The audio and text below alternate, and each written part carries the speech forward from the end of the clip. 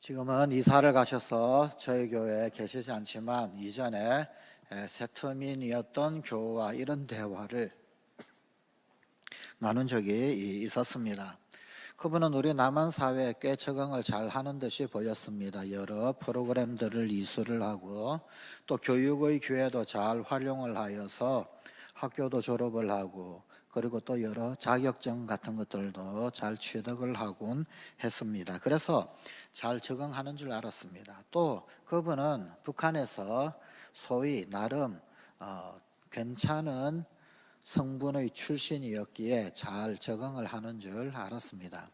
그런데 그분이 이렇게 이야기를 했습니다. 공부하는 것까지는 좋고 또 공부는 재밌고 쉬운데 그런데 그 이유가 너무 어렵고 힘들더라라는 것입니다. 사실 북한에서는 공부만 하면 그 다음에는 당에서 이리 가라 그러면 이리 가고 저리 가라 그러면 저리 가고 그렇게 해서 일할 자리들이 있었고 시키는 대로 일을 하면 되었다고 합니다. 그런데 우리 남한 사회는 공부만 하면 될 줄 알았는데 그런데 그 다음부터는 자신이 알아서 찾아가야 하고 선택해야 하고 또 지원하고 하는 것들 그런 것들이 너무 어렵고 너무 힘들더라는 겁니다. 선택 자체를 하지를 못하겠다라는 것입니다. 사실 알고 보면 수많은 선택을 하면서 결정하고 그래서 주어진 자유를, 주어진 권리를 그리고 또 주어진 내 삶을 스스로 개척해 나가는 것, 스스로 지키고 누리는 것, 그것만큼 어려운 것도 없습니다.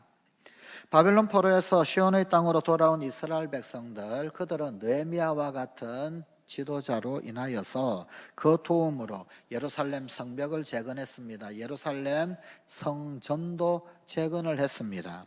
그리고 하나님과의 바른 관계 안에서 기쁨의 삶, 곧 축복된 삶을 회복할 수 있었습니다. 이제 이스라엘은 다시금 거룩한 하나님의 백성이 되었습니다.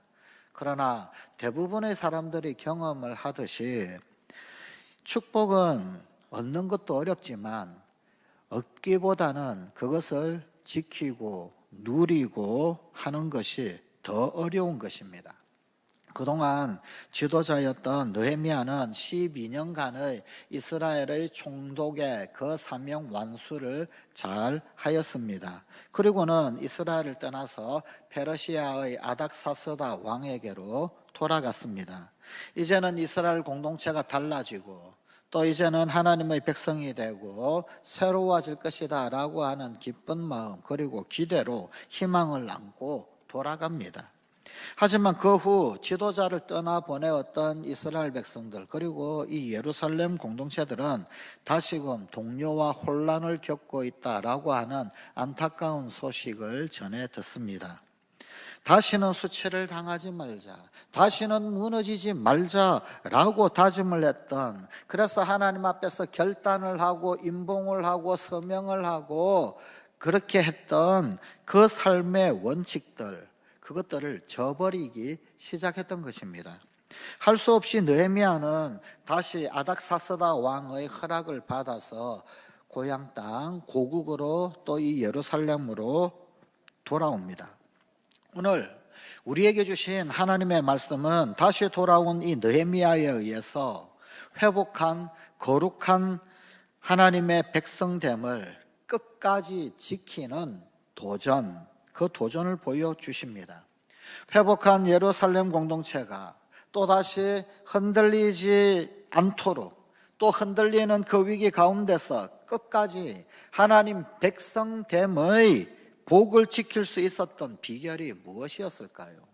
오늘날 우리 역시 마찬가지 우리가 어떻게 해야 회복된 하나님 백성의 축복을 끝까지 지켜나갈 수가 있을까요? 첫째로 말씀 붙들고 살아야 합니다. 오늘 본문 1절입니다. 그날에 모세의 율법책을 낭독하여 백성에게 들렸는데 잠시 느헤미야가 떠나 있는 동안 이스라엘 백성들이 방황하게 되었던 가장 중요한 이유가 바로 하나님의 말씀을 망각한 때문이었습니다.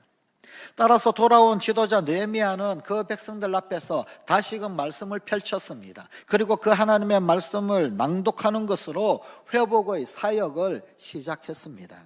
또 본문 3절입니다. 백성이 이 율법을 듣고, 여기 들었다라고 하는 이 말은 그저 귀로 들었다라고 하는 수준의 말이 아닙니다. 이 들었다라고 하는 말은 마음으로 들었다, 가슴으로 들었다, 영혼으로 깨달았다, 그런 뜻입니다. 그렇지, 내 인생에 아무 원칙이 없었구나, 내가 하나님의 거룩한 가치관 그것들을 저버리고 살았구나, 내 마음대로 살았구나 라고 하는 것, 바로 그것들을 깨달았다 라고 하는 그런 말입니다. 하나님의 말씀, 성경, 이 말씀을 라틴어로는 캔론이라고 합니다. 캔론이라고 하는 이 말은 자, 척도, 기준, 잣대, 그런 말입니다.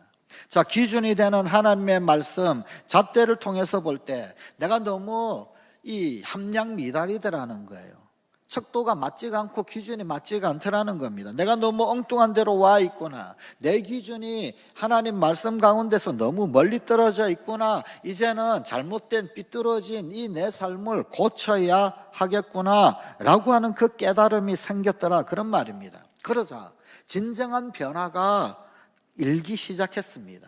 개인이든 공동체든 하나님 말씀이 들어가면 반드시 변화가 일어납니다. 성 어거스틴은 어렸을 때 어머니의 영향으로 인하여서 교회를 다녔고 또 예수를 믿었습니다. 하지만 사춘기를 지나고 점점 성년이 되어 가면서, 그러면서 믿음의 길에서 떠났습니다. 그래서 이방의 우상 종교를 숭배를 했었고, 그리고 또 허랑방탕한 생활을 했습니다. 심지어 사생아까지 낳게 되었습니다. 철학을 공부했습니다. 머리는 좋았는지 공부는 잘했는데, 그런데 너무 복잡한 그 철학에 머리가 아픈 지경이었습니다. 그 공부 덩어리, 철학 덩어리에서 큰 고통 받고 있었는데, 그런데 하루는 저 창 너머 바깥에서 아이들의 노는 소리가 들렸습니다. 저 시장에서부터 노래를 부르면서 아이들이 노는 소리, 노래를 부르는 소리, 그 소리 중에 펼쳐서 읽어라 라고 하는 소리가 들렸습니다. 그 노래 소리, 그런데 이것이 그의 가슴을 때렸습니다. 머리를 때렸습니다. 잠깐 들렸던 그 말이 그만 그에게 어떤 충격으로 좀 다가왔습니다. 그래서 그는 그 음성을 듣고 성경을 펼쳤습니다. 로마서 13장이었습니다. 거기에 이런 말씀이 있었습니다. 그러므로 우리가 어두움의 일을 벗고 빛의 갑옷을 입자. 그 순간 내가 어두움에 있었구나, 이제는 내가 빛으로 나아가야겠구나 하는 강력한 충격이 그에게 들어왔습니다. 어거스틴이 이 말씀을 읽을 때 바로 하나님의 음성으로 들렸던 겁니다. 그 하나님의 음성을 듣고 인생의 기준이 되면서 회개하고 위대한 하나님의 사람으로 거듭나게 되었습니다. 우리 기독교 역사 가운데서 가장 위대한 신학자 중 한 사람은 어느 순간, 한순간 들어온 그 하나님의 말씀으로 말미암아서 탄생하게 되었던 것입니다. 누가 복 있는 사람입니까? 시편 1편 1절 2절은 이런 사람이 복이 있다라고 우리에게 일러주십니다. 복 있는 사람은 악인의 꾀를 쫓지 아니하며 죄인의 길에 서지 아니하며 오만한 자의 자리에 앉지 아니하고 오직 여호와의 율법을 즐거워하여 그 율법을 주야로 묵상하는 자로다. 하나님 말씀을 즐거워하고 그 말씀을 늘 묵상하는 사람, 그가 진정 복이 있는 사람이다. 성경은 그렇게 말씀하고 있습니다. 바로 이런 사람에게 무엇이 약속되어져 있습니까? 그 다음 3절입니다. 저는 시냇가에 심은 나무처럼 시절을 쫓아 과실을 맺으며 그 잎사귀가 마르지 아니함 같으니 그 하는 행사가 다 형통하리로다. 푸르고 푸른 나무처럼, 열매를 주렁주렁 맺는 그 나무처럼 하는 일이, 모든 것들이 형통하게 되는 그런 놀라운 복된 인생은 말씀을 즐거워하고 그 말씀을 늘 묵상하는 사람들의 몫이더라, 그런 말입니다. 그러므로 말씀을 붙들고 살기로 결단을 하십시오. 바로 그것만이 영원토록 변함없는 회복된 하나님 백성의 축복을 지키는 비결입니다. 말씀을 지키는 것, 말씀을 듣는 것, 그 말씀을 새기는 것이 진정 복된 인생입니다. 둘째로 구별된 인생을 살아야 합니다. 다시금 하나님의 말씀을 들었던 이 예루살렘 공동체가 감당해야 할 도전, 이제 말씀 들었으면 이렇게 실천해야 한다라고 하는 그 도전이 세 가지가 있었습니다. 우선은 이방인과의 분리였었습니다. 오늘 본문 3절입니다. 백성이 이 율법을 듣고 곧 섞인 무리를 이스라엘 가운데서 몰수히 분리케 하였느니라. 특별히 여기 말하는 이 이방인은 조금 더 구체적으로 모압인들, 암몬인들을 말합니다. 이것은 인종적인 어떤 편견 때문에 따로 분리해야 한다, 그런 이야기가 아닙니다. 그들의 세속적인 영향, 이방의 우상적 문화, 그 영향 때문이었습니다. 가만히 있으니까 자꾸만 이 이스라엘 공동체에 우상 문화가 들어오고 이방 세속 문화가 들어오고 그게 다 물들어 버리더라는 것입니다. 바로 그 영향을 차단하기 위해서 분리, 즉 구별을 요구한 것입니다. 이것은 가정의 거룩을 지키라라는 것이었습니다. 그리고 이어지는 느헤미야 13장 4절 이하의 말씀에서 또한 이스라엘 백성들의 구별된 삶을 위하여 추가로 두 가지 더 경건의 생활을 실천할 것을 요구를 합니다. 그것은 바로 11조의 실천과 안식일의 준수였습니다. 사실 이 세 가지, 이방인과의 분리, 다시 말하면 가정을 거룩히 지킬 것, 또 그리고 11조, 그리고 또 안식일 준수, 이 세 가지, 사실 이것은 그 이전에 예루살렘 성벽을 다 재건하고 난 다음 수문 앞 광장에서 모든 백성이 모여 에스라에게 하나님의 말씀을 듣고 말씀 사경회, 부흥회를 하고 그 이후에 그들이 기뻐하며 울며 웃으며 하나님 앞에서 서약하고 약속하고 그래서 도장꽝 찍고 임봉했던 서약의 내용들이었습니다. 느헤미야서 10장에 나오는 그 서약의 내용, 동일한 세 가지였습니다. 그런데 느헤미야가 페르시아로 돌아가고 그 다음 백성들이 서약했던 그것들을 지키지 않았던 것입니다. 모압인과 통혼을 합니다. 암몬인과 통혼을 합니다. 이들을 통해서 태어난 아이들, 그들은 이스라엘 말을 할 줄 모릅니다. 그러니까 말 못하니까 하나님 말씀을, 성경을, 율법책을 읽을 수가 없습니다. 들을 줄도 몰랐습니다. 이해를 못하게 되었습니다. 그러니 이방의 우상문화, 그리고 또 이방문화, 그 영향을 받게 된 것입니다. 결국 이 사람들이 하나님의 언약 공동체로 세워질 수 없는 지경에 이르게 되었습니다. 안식일을 범합니다. 11조를 떼먹습니다. 제사장과 레위 지파 사람들이 제사를 드릴 수 없습니다. 그러니 그만 먹고 살려고 노동 현장으로 달려갑니다. 그것뿐만 아니었습니다. 이전에 예루살렘 성벽은 여우가 올라가도 무너지리라 조롱하고 조소했던 도비야, 그 원수인 도비야. 그런데 이 도비야와 제사장이 내통을 합니다. 정력 결혼을 합니다. 제사를 드리는 거룩한 장소를 리모델링을 해서는 거기에다가 도비야의 사택으로 제공까지 합니다. 더 이상 거룩한 제사를 드릴 수 없는 그런 형편, 그런 지경이 되었더라는 것입니다. 그래서 느헤미야는 다시금 이 세 가지를 상기시킵니다. 그러면서 구별된 인생을 살라, 거룩한 인생을 살라, 그것을 촉구를 합니다. 가정의 거룩을 지킬 것을 촉구를 합니다. 자녀들에게 하나님의 말씀을 가르치겠습니다. 자녀들에게 하나님 백성됨의 감격을 전하도록 하겠습니다. 믿음의 씨앗을 심겠습니다. 그래서 우리 가문이 믿음의 명문가가 되도록 하겠습니다. 이런 의미입니다. 느헤미야 13장의 후반부에 보게 되면은 이스라엘 백성들이 이방 아스돗, 암몬, 모압 그런 여인들과 분리하는, 이혼하는 그런 장면이 나옵니다. 쉽지 않습니다. 정말 황당한 아픔입니다. 같이 살다가 따로 떨어지고 분리되는데 어찌 아프지 않겠습니까? 그 자녀들, 자식들은 도대체 어떻게 되겠습니까? 아주 깨어지는 절절한 아픔을 느꼈을 겁니다. 그러나 그럼에도 불구하고 일단 분리해야 합니다. 분리해야 합니다.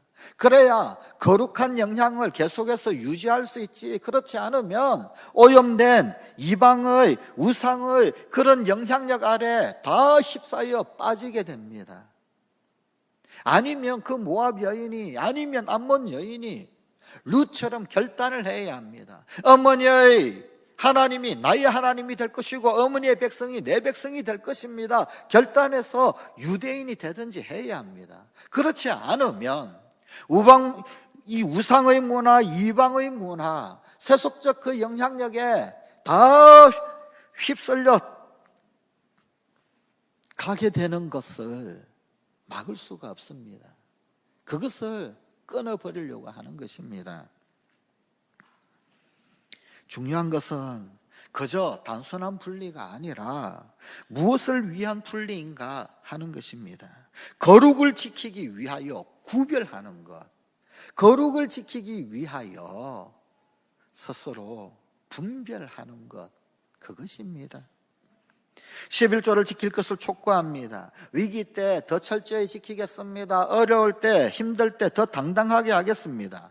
모든 것의 주인은 하나님이십니다. 물질의 주인 하나님이십니다. 바로 그것 인정하고 살겠습니다. 바로 그런 다짐입니다.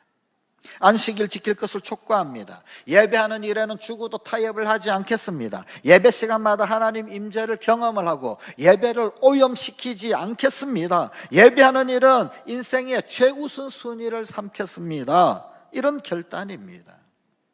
사실 11조는 물질, 돈과 관련이 있고 안식일은 시간과 관련이 있습니다. 물질 관리, 시간 관리입니다.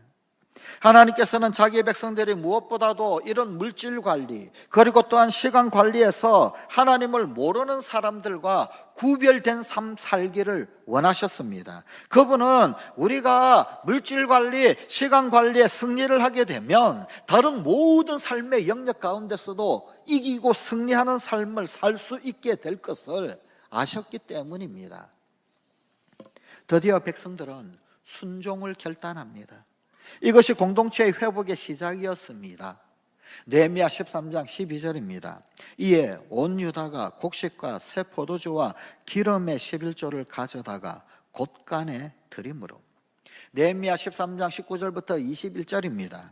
안식일 전 예루살렘 성문이 어두워갈 때 내가 성문을 닫고 안식일이 지나기 전에는 열지 말라 하고 나를 따르는 종자 몇철 성문마다 세워 안식일에는 아무 짐도 들어오지 못하게 하였으므로 장사꾼들과 각양 물건 파는 자들이 한두 번 예루살렘 성 밖에서 자르므로 내가 그들에게 경계하여 이르기를 너희가 어찌하여 성 밑에서 자느냐 다시 같이 하면 내가 잡으리라 하였더니 그 후부터는 안식일에 그들이 다시 오지 아니하였느니라. 중요한 것은 우리가 이 세상 사람들과 다르게 사는 구별된 모습이 있어야 한다라는 것입니다.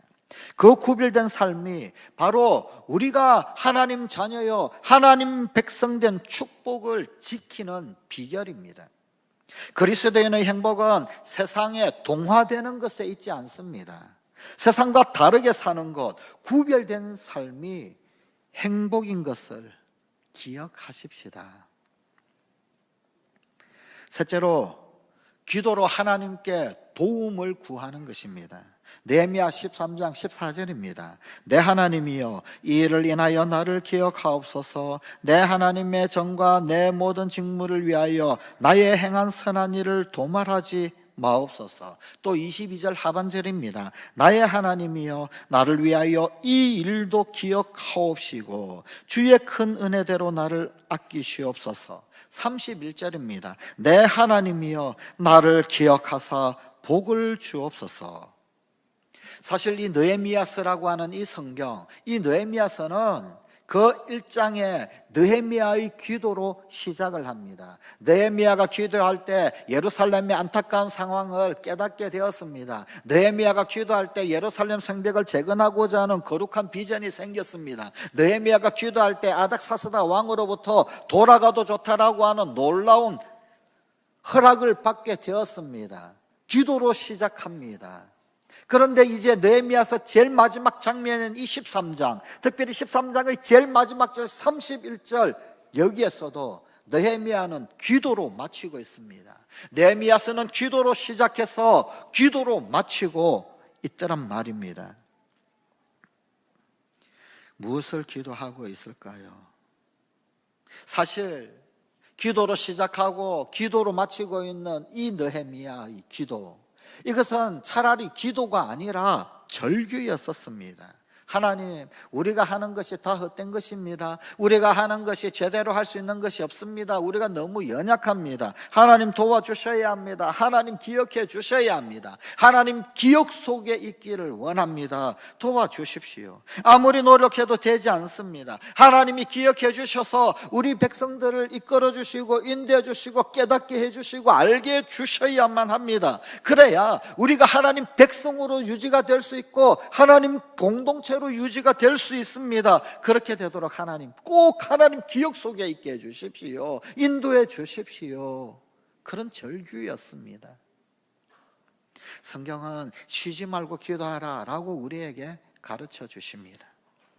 우리네 인생 쉴 때 늘 문제가 발생합니다. 쉬지 않고 기도할 때는 거룩한 도전들이 계속해서 일어나고 생각이 납니다. 그런데 모든 것 다 중단하고 푹 쉬어버릴 때, 그때 오히려 시험이 오고 위기가 다가옵니다. 어제의 양식으로 오늘을 살 수 있나요? 그런 법은 없지요. 마찬가지입니다. 우리는 어제의 기도로 오늘을 견뎌낼 수 없습니다. 어제의 기도빨로 오늘을 이기고 오늘을 승리할 수 없습니다. 오늘은 오늘의 도움이 필요합니다. 오늘은 오늘의 기도가 필요합니다. 바로 기도를 중단하는 그 순간, 기도를 거치는 그 순간 우리는 인간적인 수단에 매달리게 됩니다. 인간적인 방편을 찾게 됩니다. 어떻게 해야 되나 이리저리 인간적인 수단, 방법, 기술에 의지하고 찾게 됩니다. 그래서 점점 세속적이게 됩니다. 그 순간 우리는 하나님의 백성다움을 잃어버리게 됩니다. 그 순간 우리는 그리스도인다움을 잃어버리게 됩니다. 그 순간 우리는 세상 사람들과 다를 것이 없는 소위 속물 인생으로 전락하고 맙니다. 이렇게 느헤미야는 하나님의 말씀을 들려주어서 하나님 백성됨의 복이 유지되고 지켜질 수 있도록 했습니다. 가정의 거룩과 11조 안식일을 지키는 우선순위를 세워서 하나님 백성된 그 축복을 결코 잃어버리지 않도록 다시금 유지되고 회복되도록 열망을 했습니다. 무엇보다도 느헤미야는 이를 위해서 기도했습니다. 종교개혁의 모토가 있습니다. 개혁된 교회는 날마다 개혁되어야 한다. 아니 이미 개혁을 했는데, 그래서 교회가 개혁되어지는데 그게 종교개혁인데, 그런데 거기에다 또 개혁을 하라니. 아니요. 개혁된 교회는 날마다 개혁이 되어야 합니다. 구원받은 하나님의 백성들은 날마다 죽어야 합니다. 그래야 다시금 살아있는 인생을 살게 됩니다. 생명체는 전진하든지 아니면은 퇴보하든지 둘 중에 하나입니다. 발전하든지 쇠락하든지 둘 중에 하나입니다. 새로워지든지 썩어서 병들든지 둘 중에 하나입니다. 20세기에 새롭게 등장한 학문 중에서 한 가지 해석학이라고 하는 것이 있습니다. 여러 가지 있는데 그 중에 한 중요한 요체가 있습니다. 해석이 되어지려면 그 원래 본질적 의미, 그 의미가 제대로 전달이 되고 우리에게 제대로 유지가 되어지고 해석이 되어지려면 본질을 담고 있는 그 내용이 여전히 오늘 우리의 문화, 우리의 시간, 우리의 삶 가운데 살아있는 것으로 해석이 되고 전달이 되려면 이 본질적 내용을 담고 있는 그릇인 형식, 이 형식이 부단히 바뀌어야 한다는 겁니다. 부단히 새로운 옷을 입고 변혁이 되어져야 한다는 겁니다. 그래야 본질 그 내용이 그대로 살아서 오늘 지금 우리의 시대 나의 문화 환경에도 살아있는 것으로 전달이 된다는 것입니다.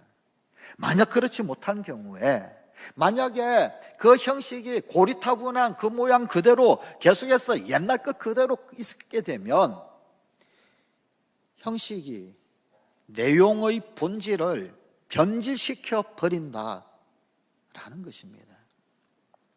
그래서 개혁은 생존입니다. 개혁하지 않으면 죽는 것입니다. 다 망하는 것입니다. 자연과학에서 엔트로피 법칙이라고 하는 것이 있습니다. 열역학 제2법칙입니다. 모든 만물들은 가만히 그대로 두면 그 상태를 유지를 하느냐?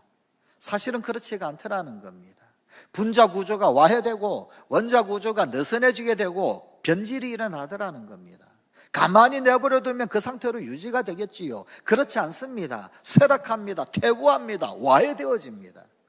이것이 그 상태대로, 살아있는 상태대로, 그리고 원상태대로 제대로 유지가 되기 위해서는 부엔트로피가 필요합니다. 어떤 에너지가 공급이 되어져서 원래 상태가 유지가 될 수 있도록 해야 된다는 것입니다. 마찬가지입니다. 하나님의 백성들이 축복을 얻는 것, 하나님 백성 되고 하나님 자녀 되고 하나님 부어주신 거룩한 복을 얻는다는 것, 그런데 그것보다도 그것을 유지를 하고 그것을 지켜나가는 것은 더 어렵습니다. 우리가 하나님의 백성됨의 복을 계속 누리기 위해서는 반드시 지켜야 할 것이 있습니다. 계속된 부흥을 사모하십니까? 계속된 회복을 열망하십니까? 다시금 살아나고 싶으십니까? 부엔트로피가 필요합니다. 말씀이 다시금 오늘 새로워야 합니다. 10년 전에 은혜 받았던 말씀, 지난주에 은혜 받았던 그 말씀, 그것 가지고 오늘을 살 수 없더라는 겁니다. 이미 그것이 내 생명, 내 본질 변질시켜 버립니다.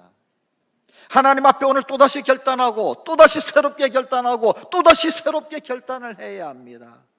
그래야 오늘을 살 수 있게 되는 겁니다. 살아있는 내가 됩니다. 정말 하나님의 백성이 됩니다. 하나님 백성의 정체성을 유감없이 드러낼 수 있는 겁니다. 과거에 기도원에 올라가서 산기도 열심히 하면서 그러면서 은혜 받았던 그 은혜로 오늘을 살 수 없습니다. 그 은혜로 지난 세월들을 사셨다면 죄송하지만 이미 나의 영혼은, 이미 우리의 영혼은, 이미 하나님 백성, 하나님 자녀됨의 정체성은 다 썩어져 변질되어져 버렸습니다. 오늘의 기도가 필요합니다. 이것은 생존의 문제입니다.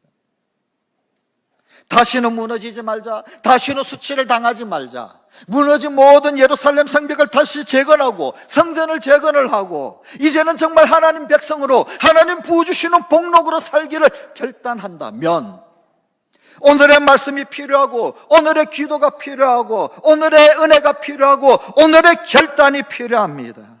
하나님 말씀을 새롭게 또 붙드십시오. 세상과 거룩한 결별을 선언하십시오. 무엇보다도 기도의 무릎, 그 무릎을 꿇으십시오. 그것만이 우리가 계속해서 하나님의 자녀된 축복을 누리고 그것만이 우리가 계속해서 하나님 백성된 축복을 지키는 비결입니다. 기도하십시다.